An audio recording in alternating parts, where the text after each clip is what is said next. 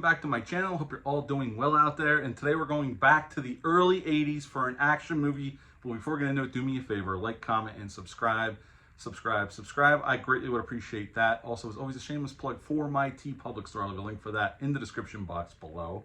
And today we're going back to 1982 for 48 hours. I got this double pack from Paramount 4Ks for 48 hours and another 48 hours, both Walter Hill films.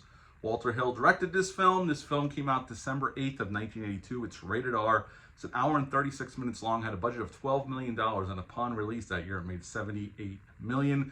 So it was a nice size hit. Walter Hill directed this one. He was coming off The Warriors in 1979, which I absolutely love. The Warriors, The Long Riders in 1980, and Southern Comfort, which is another badass movie, in 1981. In this film, we got Nick Nolte playing Jack Cates. He's a detective for the San Francisco PD. We got Eddie Murphy in his first theatrical film. This is him coming off of Saturday Night Live playing Reggie Hammond. He's a convict who Cates gets out for 48 hours to help him solve this case. James Remar, a Walter Hill regular, plays Gantz. Sonny Landham plays Billy Bear. He is Gantz's accomplice in this.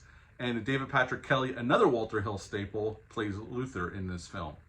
And this film is pretty much Gantz gets broken out of prison. He's on a chain gang out in the desert or out in this countryside, and Billy Bear shows up and gets him out, kills a bunch of cops, and he escapes. And he's after this money that's tied to Reggie Hammond as well, that Luther is keeping stashed for Hammond, who's in prison. He got sent to prison. Cates puts it all together, gets Hammond out for 48 hours to help him solve it.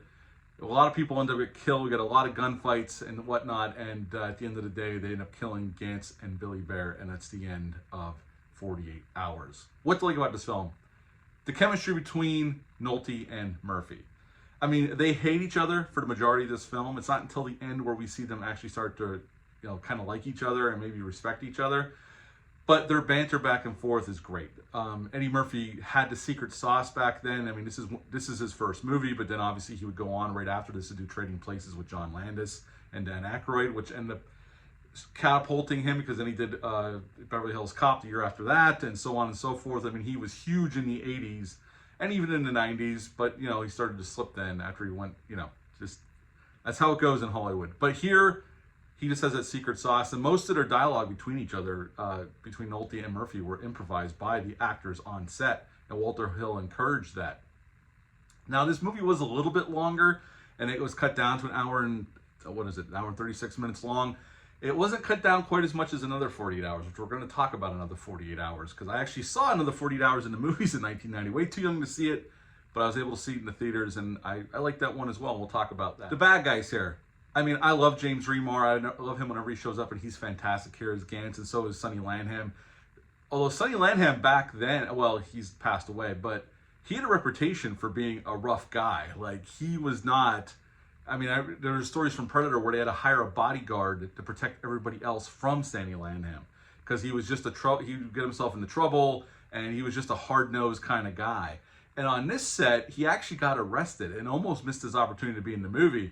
The production had to bail him out, and him and Walter Hill had a conversation, and after that, Sonny Landham did everything he was asked to do and didn't give Walter Hill any problems. But he was known to be a tough guy in Hollywood and a troublemaker. But he got a lot of work over the years, but he still was, he was notorious for being a troublemaker and getting into fights and whatnot. And yeah, so that was funny to read up on that. This is Joel Silver's first film as a full producer. And obviously he would produce a ton of big movies over the years, but this is where it all started on this film. And obviously he would team up with Walter Hill to produce like Tales from the Crypt television series and the movies and whatnot. So, long careers for both gentlemen. And this is Walter Hill when he was absolutely on fire. I mean, he was on fire all through the 80s and even into the 90s, but this is a really good movie, a really great cop crime movie with a lot of gunfights, just a hard-edged movie. It's not a soft movie at all in terms of it's in your face. These people hate each other and they're willing to say anything to each other, get a rise out of them.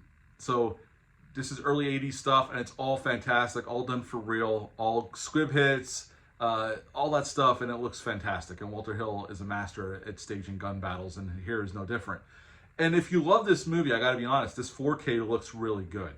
For a movie from 1982, the movie looks really good, and even though this isn't the case for physical media, I will say if you're a fan of this movie, or even both of these movies, both transfers are really well done, and they sound really good too.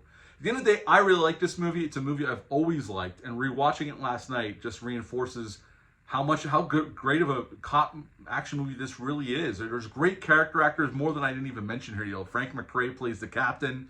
I mean, I love Frank McRae. He's no longer with us either. There's a lot of actors in this movie. Brian James is in this movie, and he's in the second one too. And we're going to talk about that when we get to another 48 Hours, because his role in that movie was cut down severely.